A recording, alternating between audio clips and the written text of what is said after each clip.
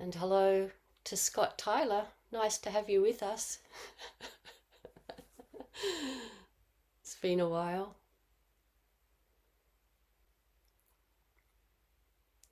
Uh, One of the Sangha members recently sent me a video called The No Self Teaching, and it was really interesting. And it was kind of described this teaching, the no self teaching, which is fairly confusing. I thought it described it quite well. So I want to share a little bit of what was in that short video. I guess we could start with the basic question of who are we? Who am I? Who are you? Who are we? And the Buddha taught that knowing who we are and knowing who we aren't is in many ways like the most important question to answer. This is where freedom from suffering comes from, is understanding who we are and who we aren't, or what we are and what we aren't.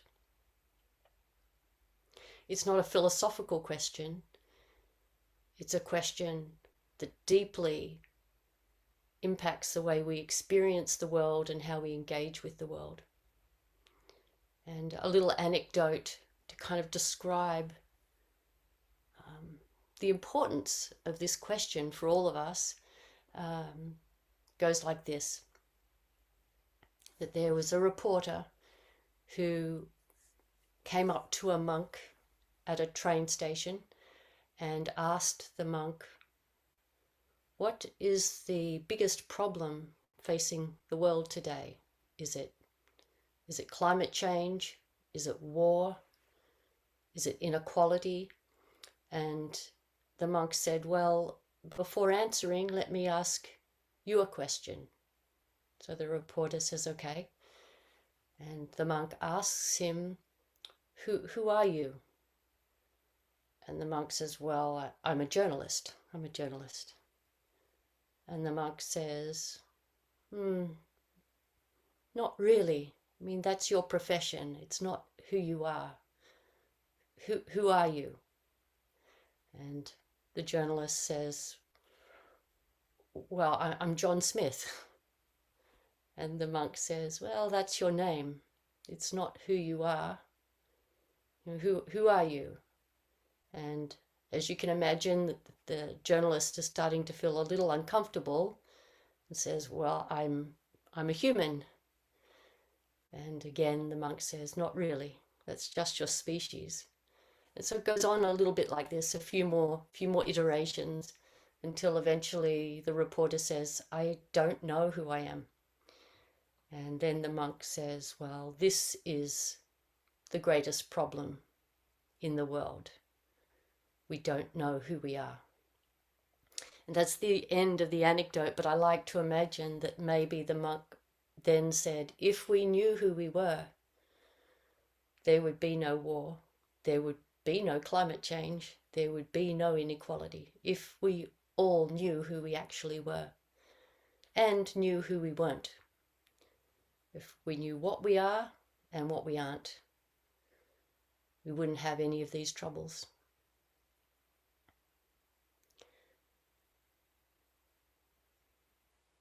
It's not really an easy question to answer, but it is certainly something to contemplate, and it's not an intellectual exercise, although looking at it kind of theoretically, analytically a little bit is helpful. And so I do want to sort of break things up a little bit, and it might feel a little bit technical, but it's really for the purpose of helping us be motivated to really reflect on who are we, and the liberation that comes when we realize who we actually are and who we aren't. So The Buddha also talked about what we call the 5 skandhas, or the 5 aggregates, and that just kind of like 5 heaps. And in a way, it's just the Buddha spoke of 5, but really there aren't 5 anythings. It's just a way to make sense of our experience. And we chant them in the Heart Sutra. Form, sensation, perception, mental reaction, and consciousness. So I want to talk about them a little bit. But before that, another kind of, an analogy that might be helpful. So the Buddha said we're made up of these 5 aggregates that make us appear as if we exist. These are 5 things that make us appear to ourselves as if we exist in a consistent, or if not necessarily consistent, in a continual way from birth to death. So the analogy would be like a video is made up of 3 colors. Like us looking at each other now is literally just a kind of this pinky red, kind of a, what's the name of the color? It might come to me. It's sort of a magenta. It's kind of a pinky red color, blue and green. I don't know why it doesn't include yellow, but for some reason it doesn't. It's this magenta, green and blue, and it's just the mixture of those 3 colors, nothing else. It's just the mixture of those 3 colors that creates this image on the screen that we're all looking at right now. I really feel like I'm looking at you. I know all of you, and I can imagine you, and you're looking at me and hearing me. I mean, the sound obviously is some other thing. It's not the 3 colors, but the image is just these 3 colors, but it's incredibly convincing. We know right now, because we're on Zoom, we understand that that's what it is. But the 5 aggregates function in exactly the same way. They function like these sort of 3 colors that mix in a particular way that create an extremely convincing image that we become completely enamored with, completely absorbed in. And the aggregates are like that. I'll go through the 5, but you can just think of them, if it's sort of starting to feel a bit too much, you just can think of them in any simple way, like thoughts, feelings, and perceptions. Like whatever it is that our mind and our senses do that give us a sense of existing in the world. But the 5 are form, sensation, perception, mental reaction, and consciousness. Sometimes other words are used, but form is everything that we can see and hear and feel and taste and touch, basically. All the sort of stuff of our experience. The things that we look at and the things that we hear, including things like our roles as a parent or as a worker or as a Zen practitioner, or male or female, all the different kinds of forms that we take up and identify with. All the events that we could name, going places, being at university, having a job somewhere and being in the building, just anything to do with the experiences of our senses. That's form. And then form, sensation. It's interesting that it's broken up this way, since sensation is often just seen as the very immediate sense of positive, negative, neutral that we have in relation to forms. So when we experience forms, we have just, before we have any thoughts about it, just some kind of sense of this is good, this is bad, this is neutral. Something, swimming around in that range.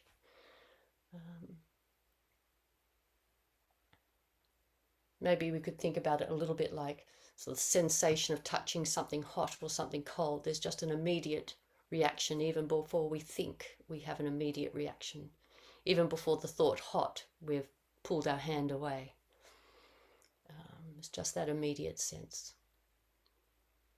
Perception is like all our cognitions, all our thoughts about things, all the thoughts that we spend so much time being preoccupied with. A lot of us spend an awful lot of time thinking about our thoughts, having thoughts, thinking about the thoughts we're having, like we're watching a movie inside our own heads.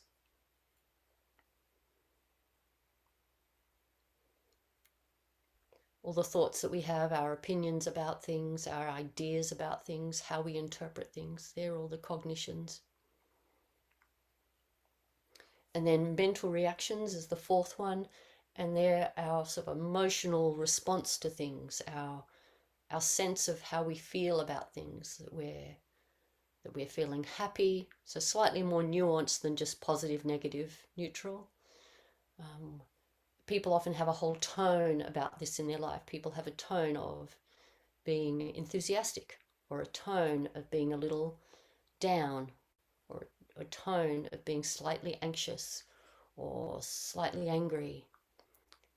All the whole range of emotions. They're our mental reactions to things, and it also includes our sense of will, our sense of our sense of free will that we have, that we feel that we are picking and choosing things. That comes under this sort of mental reactions. And then the fifth is consciousness, which is this unusual sense that we have of we are watching ourselves being alive. We have this consciousness that watches. And I think a lot of us notice this in Zazen, and it's something that I've quite often sort of experimented with. I'm sitting in Zazen, and I'm aware I'm sitting in Zazen. And I think, where is the person who is aware that they're sitting in Zazen?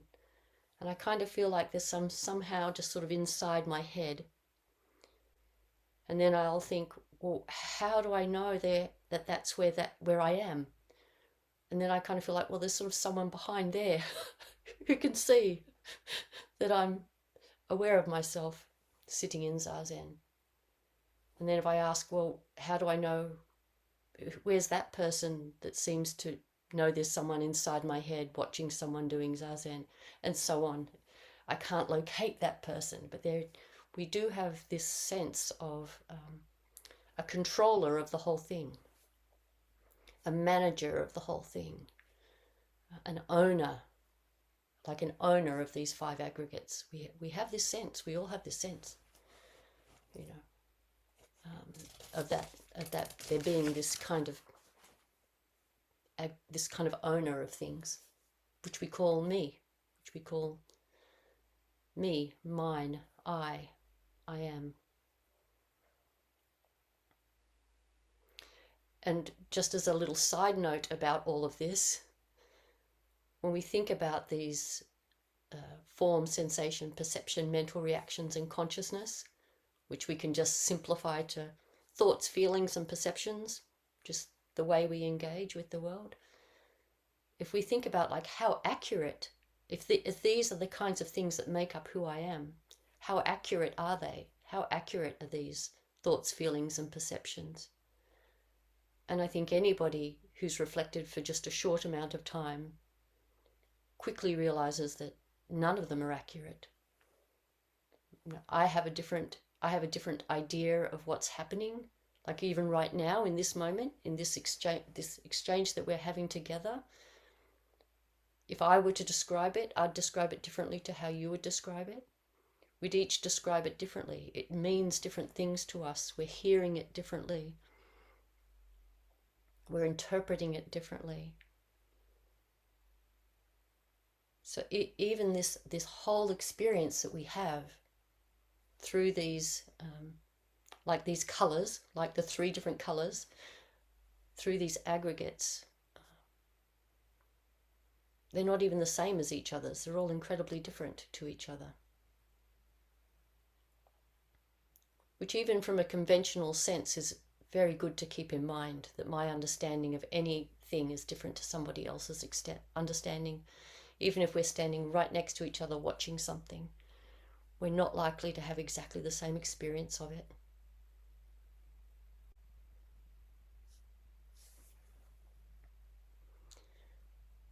So it's this kind of collection, this heap of things that gives us this sense of I am Neti. I am this person who was born and who's living this life and who will die. This sense of something continuous comes from these.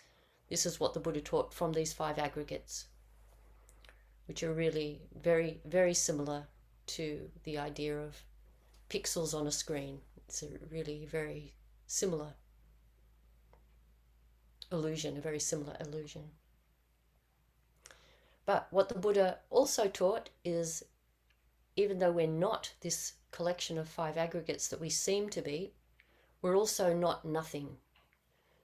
Even though the teaching's called no self, it isn't actually saying there is no self. It's really saying more like we're not the self we think we are. We're not the self we think we are. Conventionally, we're a self. Conventionally speaking, obviously on a practical level, we all function that way. We look after ourselves. We have a name. We have maybe a driver's license, and we make sure that we eat and all of those things. So on a conventional level, of course, I am Neti and you are all who you are by your names. But that's just a convention. It's a useful convention. Who are we really? If we're not all of these 5 aggregates.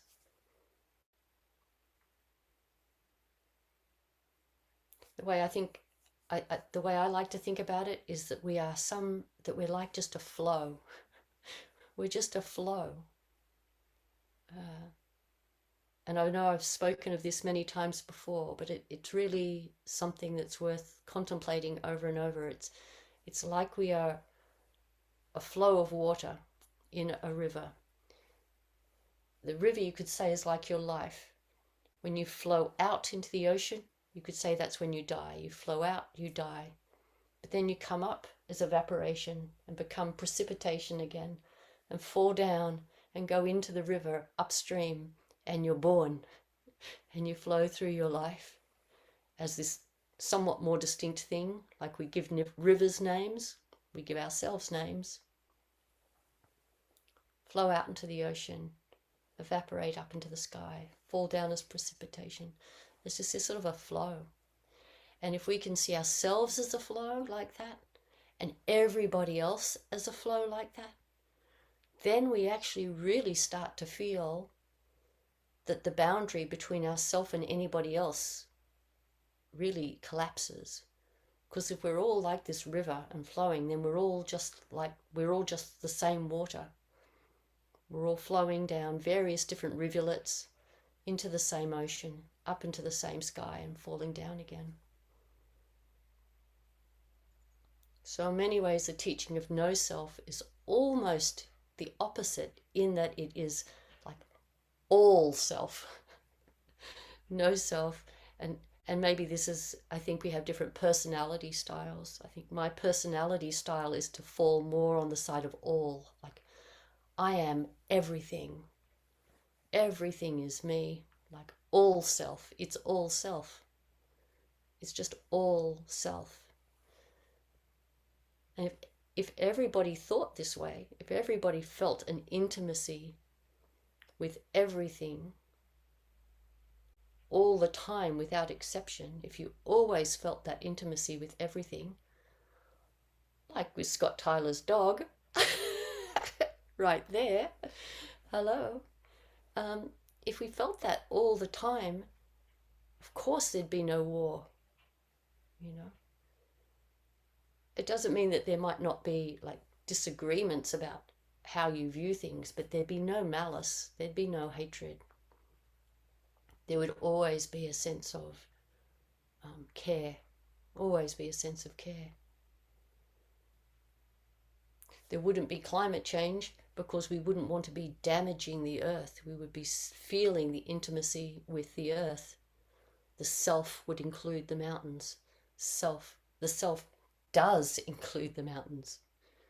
We just don't know it. The self does include the sky and the rivers and the rocks, the minerals in the ground, the trees, the plants. It does. That is the self. The self is all of that.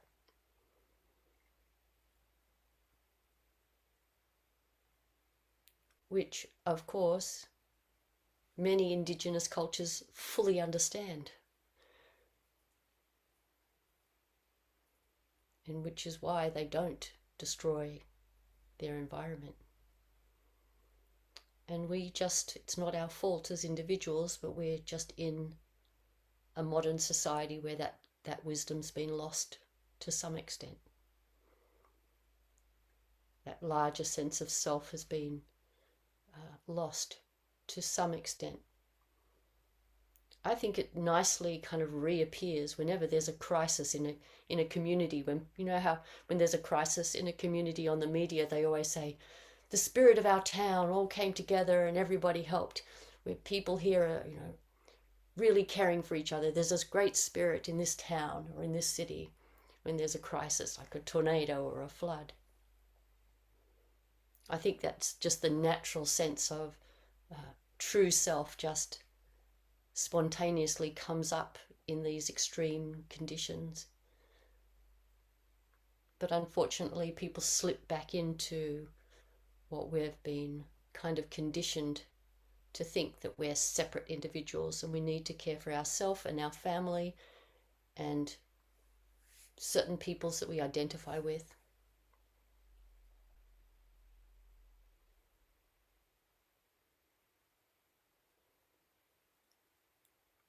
I think this sense of the conventional self, it's really nice to hold it lightly and to hold it lovingly, but almost to hold it kind of amusingly. Like I find it kind of amusing. Sometimes when I'm signing my name at the end of an email, do the little gusho symbol, the little hand in gusho, and then I put Neti. It kind of feels almost like, oh, it's kind of a crazy joke to put my name there. But we do it. Otherwise, it'd be confusing if we didn't do it. So we do. But we can hold that sense, conventional sense of ourself with definitely with kindness. The Buddha is never saying, like, get rid of it. It's, hold it with kindness, but hold it very lightly. Realize it's just a convention that's useful. But when it's the gravity of all of this is if it's held seriously, which it is by many people most of the time. That's what causes suffering. That's what causes conflict. This is me, this is mine. You are you and you are different.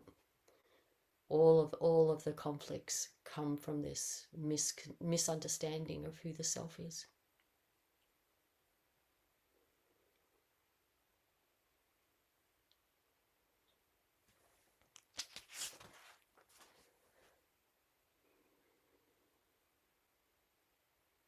Oh yeah, one other thought about this too is, we talk about nirvana, and really all nirvana is realizing who the self is. When we truly realize that the self is not the separate self, but is everything else, is the whole works, when we really fully understand that, then right here in this ordinary life, we are in nirvana. We're not suffering. And not only are we not suffering, we're in a heartfelt way turning toward the needs of everybody around us. We're turning toward that. That's what we want to do. We just spontaneously want to do that. Don't have to try to do that.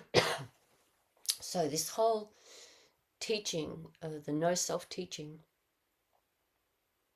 can't be understood just intellectually. It just can't be. So the only way, the reason to examine it intellectually, like to talk about it the way we are, the reason to talk about it like to talk about it today, is to motivate us to want to sit in Zazen and really ask, who am I?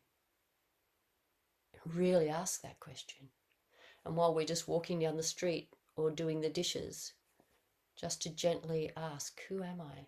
What is this?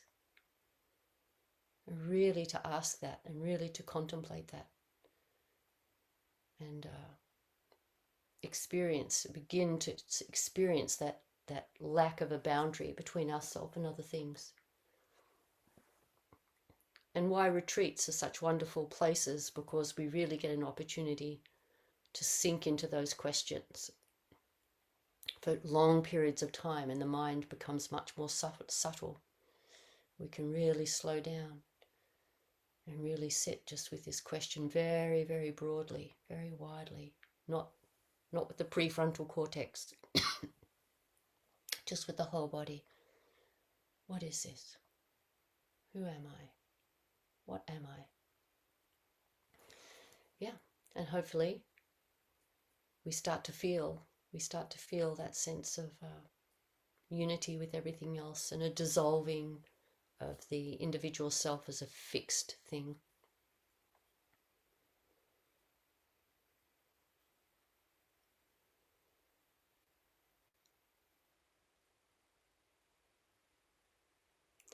So I think I will turn the recording off and see if anyone would like to comment.